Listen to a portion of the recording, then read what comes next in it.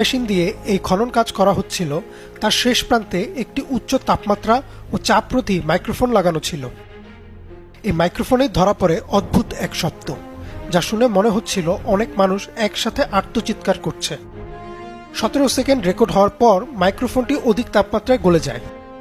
উপর থেকে যারা এই শব্দ শুনেছিলেন তারা প্রচণ্ড রকমের ট্রমাটাইজ হন এবং প্রচণ্ড ভয়ে উদ্ভট আচরণ শুরু করেন। সাথে সাথেই কোনো পূর্ব ঘোষণা ছাড়াই কাজ বন্ধ করে দেওয়া হয়। কি ছিল সেই রেকর্ডিংয়ে শুনুন নিজ কানে। তবে হ্যাঁ, আপনার যদি দুর্বল চিত্ত হয় তবে ভিডিওটি এখনই বন্ধ করার অনুরোধ করা হলো।